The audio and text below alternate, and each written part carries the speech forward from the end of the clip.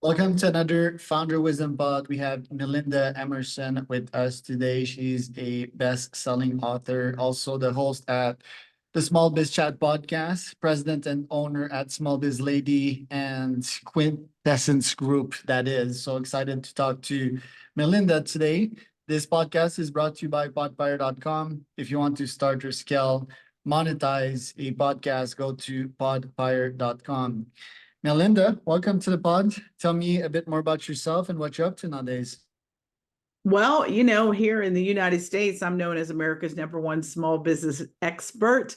My nickname is the Small Biz Lady, and I have been training, helping, and coaching entrepreneurs, 16 years now. I've been in business 25 years total. I have a marketing consulting firm also that works with Fortune 500 brands that target the small business market. So I'm an expert in what you call B2SMB marketing.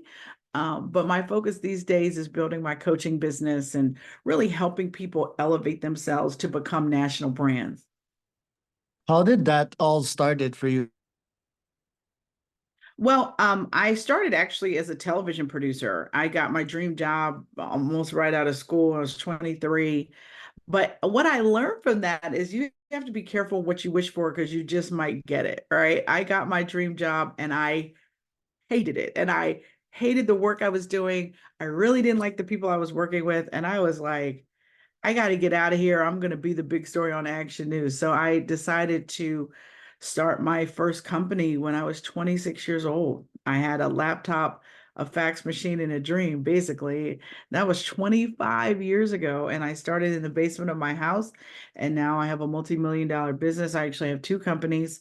And I have a brand. My Small Biz Lady brand reaches about 1 million entrepreneurs each week online. What struggles did you face along the way? Oh, well, there were many. For one, I didn't know anything about how to run a business. I knew how to tell great stories with video because I was a television producer, but I didn't know how to run a business. I didn't know how to price a job. I didn't know that I needed to focus on a specific niche target customer. I think in the first 3 years of my business, I chased anybody that I thought had money as opposed to having a specific niche target customer. So I think that was probably the biggest mistake I made in business early on. I think the second one was I built a business initially that could not run without me. So when I became pregnant with my son in 2005 and I ended up on bed rest for 6 months, that almost completely destroyed my company. And so those are probably the two biggest. There are many, but those were probably two of the biggest ones. And nowadays, who do you target and what do you offer as products to your audience? Well, my main target these days are people who want to be authors, speakers, coaches, and consultants. What I tell people is that if you don't have a brand, nobody's going to care. You can't fill a room if people don't already know who you are. And so I teach people how to get clear on their brand story, how to get clear on their customer, and even their competitors. A lot of people out here just like, I want to be an author, I want to be a coach. Okay, well, who else is in your niche? Like, do you even know who those people are? Go research them because success leaves clues, right? You don't have to reinvent everything. And then I walk people through developing their offer, launching their offer, and then what they need to know if they want to become a professional speaker or write a book or how to get a book deal, all that stuff. So that's what I teach in my How to Become a Brand in Demand group coaching program, which is my high-end coaching offer. I also have an online school, smallbizladyuniversity.com, and those classes are three of them are self-directed, how to sell and market online, social media selling, and ultimate guide to email marketing. But then I also have three instructor-led courses. Of course, my How to Become a Brand in Demand course, How to Become Your Own Boss, which is a 10-week hybrid online course. And I also have an accelerated course for existing entrepreneurs called the 12 P's of Running a Successful Business. 12 piece, quite catchy. Um, how do you mainly get in touch with that audience? Is it ads? Is it the book? What does your funnel, your main funnel look like? Well, our main funnel is webinars. We do a lot of webinars, but we also have a huge email list. So we just also communicate with our email list on a regular basis via email. We publish a newsletter every week. We have like a 35 to 37% open rate on all of our emails. So our community is engaged. They open our emails. But we definitely have a webinar funnel. I do run ads when I'm having a live event, but I don't typically run ads for our webinars and things. I don't have to. I mean, we get 200, 250 registrants just from email, just from newsletters. So we don't run a lot of ads. Seems like your PR is pretty on point as well. You're on Forbes, you're on Entrepreneur. How do you get on these spots? Well, to be honest with you, I got on those because of my blog. Ever since 2009, I've continuously published to my blog. I mean, at this point, gosh, I think I've written over 5,000 articles about how to start and grow a successful small business. So, first of all, my traffic to my site is almost 60% organic search. I do not have to pay for traffic. And secondly, my information and advice is well known. So, a lot of times when I get media opportunities, they come to me. Like, I don't have a publicist or anything. People just reach out to me because I'm one of the top small business thought leaders in the United States. So, um, and I'm certainly the top woman, and I'm really the only one of color. So I'm like a short list. If you're looking for a woman expert, a minority woman expert, I'm kind of like top of the list of both of those. Yeah. So.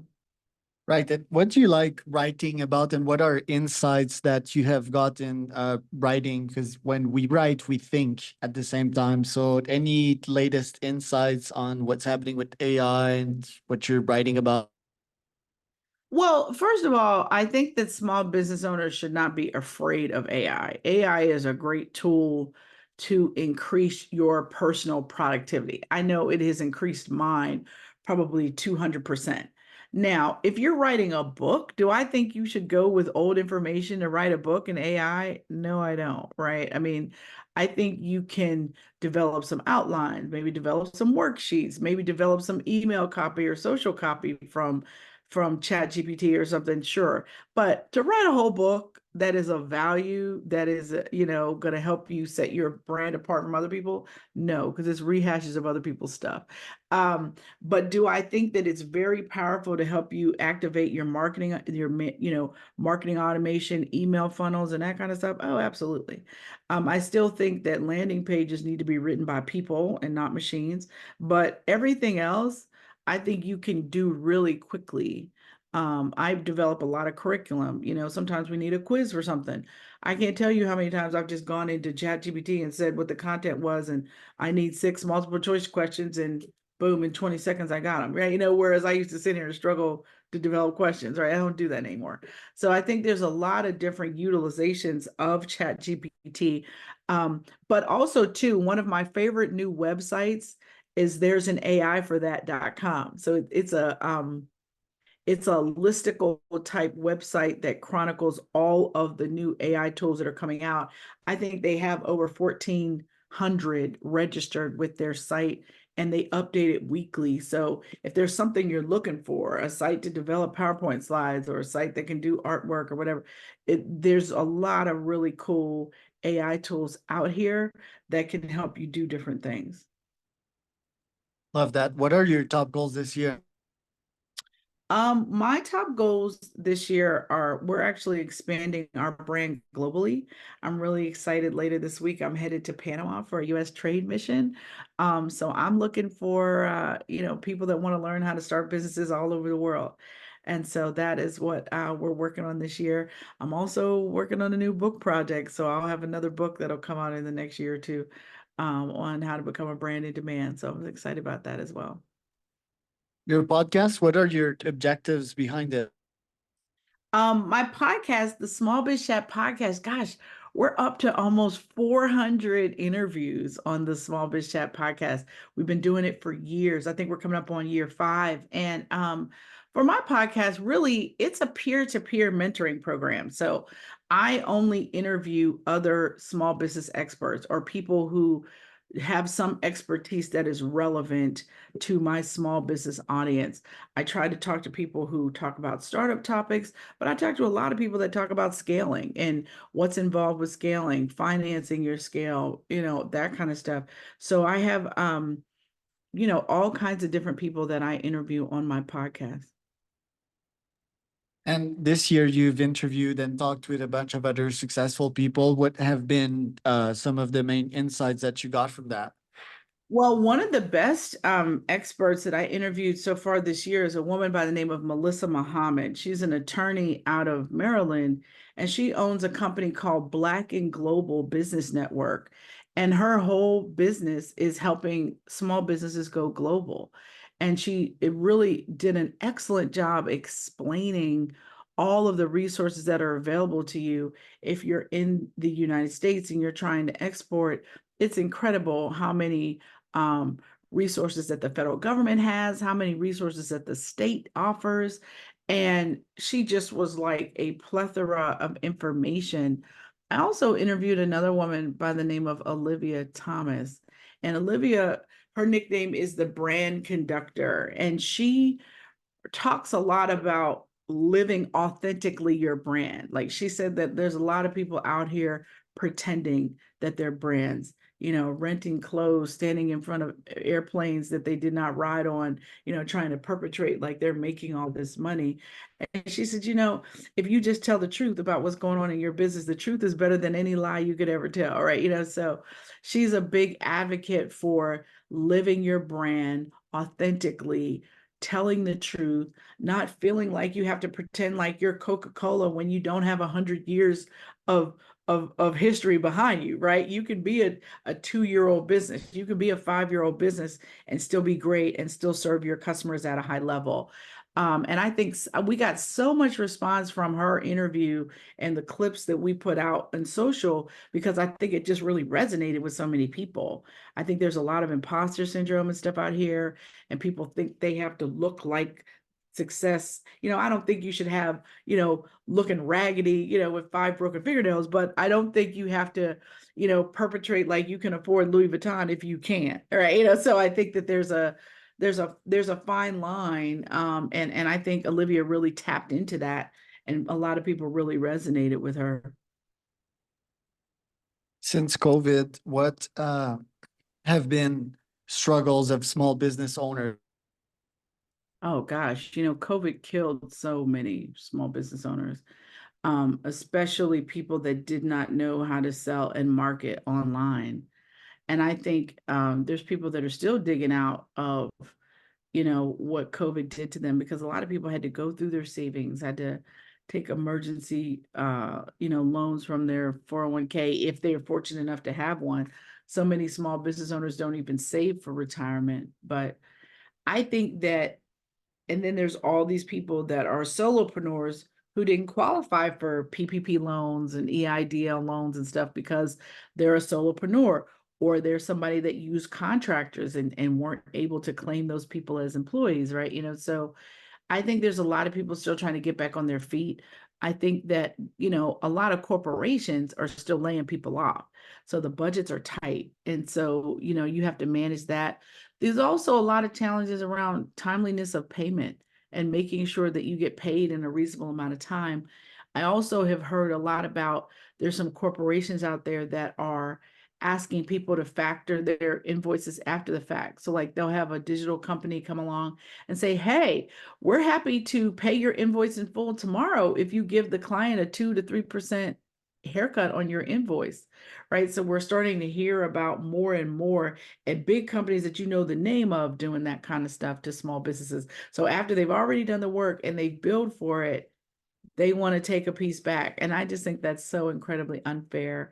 And we do still hear about businesses that are paying people net 45, net 90, which is like giving a large corporation a no interest loan, right? It's really crazy. So I think that people are still struggling to get paid. People are still struggling with the cost of raw goods. I mean, I don't know about you, but the last time you went in the grocery store and bought chicken, it's still crazy expensive, right? So I think if you're a restaurant or something like that, you're kind of trying to manage food costs, fuel costs, transportation costs, shipping.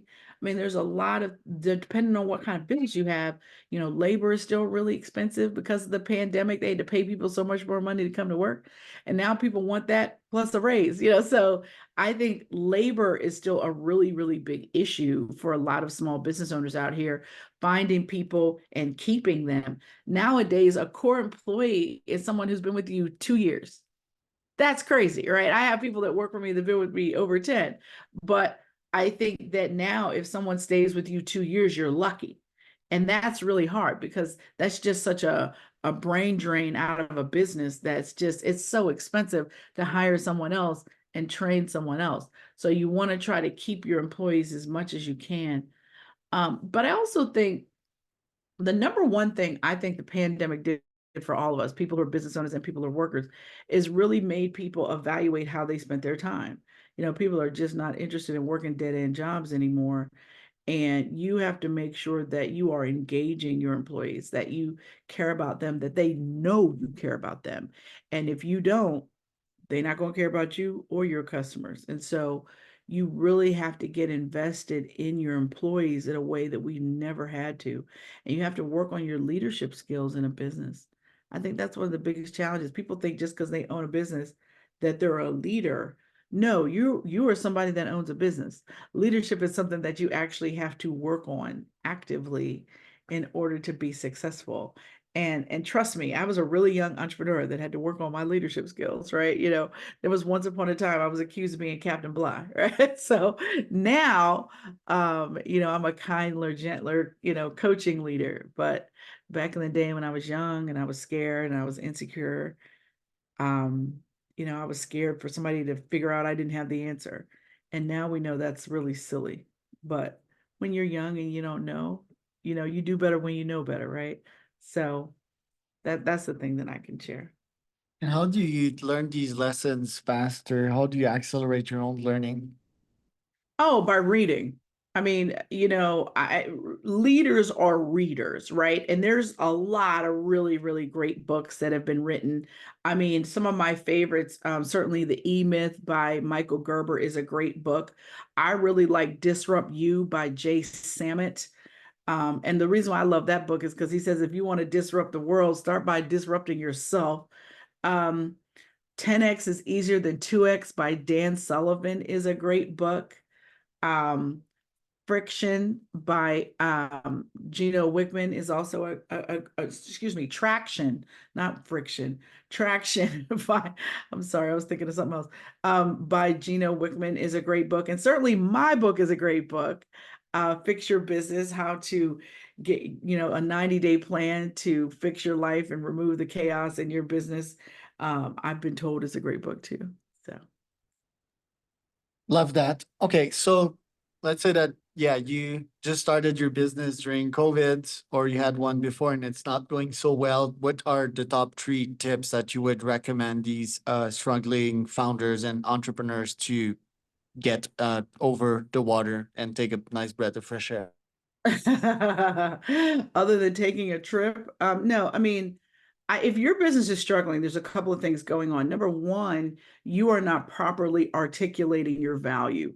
So you need to look at your value proposition, see is it still relevant to the target customer that you're looking at. The second thing I would say is look at the target customer. Is somebody move your cheese? Like, is your customer not really into you anymore? It might be time to niche down even tighter, right? So you really need to look at your niche and if your niche is still responding to your messaging. And the last thing I would say is that do you still love it? Like if your business is struggling, it could be you. It could be the energy that you are bringing to it, right? I do not have to hope that I have a great day because I know the energy I bring to my day, right? And I think sometimes people think to themselves, okay, oh, my business isn't doing well. Oh, no. I'm like, when is the last time you just picked up the phone and called some old customers? Check in on them, say hi. Like you don't even have to be calling to try to sell them anything. Just pick up the phone and you'd be amazed. Magic happens, right? I'm a big fan of what I call a storm starter strategy. And that is you call 5 people a day for 25 days and see if it doesn't start raining money in your business. I promise you it will. But COVID has taught us to hide in our house and be on the internet and just hope we're going to reach everybody by email. Well, you can reach some people by email, but other people, you got to pick up the phone and call them. And if you do that, it will be amazing how people think of people they can refer you to, or maybe they have a project and they were meaning to call you, you called them, right? So you have to put yourself in a position to be the right resource at the right time. And even if it's not a resource for you, be a resource for somebody else. Refer another business. Because if you refer another business, guess what? That business will refer you. Love that. Love that. I'm currently applying that with the pod. I'm feeling like a super connector nowadays. I just connect a bunch of people together, don't ask anything in return. And when I started my first business a decade ago, the most amount of energy that I deployed was through the phone. I had a list of realtors and I called every single one of them 50, 100, 150 calls a day. And guess what? 2 weeks later, 4K fell on my lap and that got me started. So I think it still works, the good old phone calls. I had call center with 200 employees after that, like 5 years later. Cold email is quite powerful as well. It's quite cheap and affordable. Last question. You have a son. What advice would you give him in life? Oh, gosh. My son is graduating from high school this year, so it's interesting that you asked me this question. I think the only thing that I want my son to do is his best. And if his best ends up with a C or D, so what? C's get degrees. I don't want to put a lot of pressure on him that he's got to go to college and like bust all these A's. I'm like, look, you're going to learn who you are in college. And that's the most important job you have. Now, you got to go to class. Don't waste my money. But um, I don't want him to put a lot of pressure on himself like he did in high school to like get these good grades so he can get in a good college. He got into a bunch of good colleges. Now I want him to go and learn who he is and, you know, be inquisitive, be willing to try things, be open. Don't be rigid, be open, and you will find your path. I love that. Where can people find out more about you, Melinda? Well, I am the small biz lady on every social platform except for LinkedIn. On LinkedIn, you have to use my government name, Melinda Emerson. And if you're interested in any of our courses or coaching, head over to smallbizladyuniversity.com.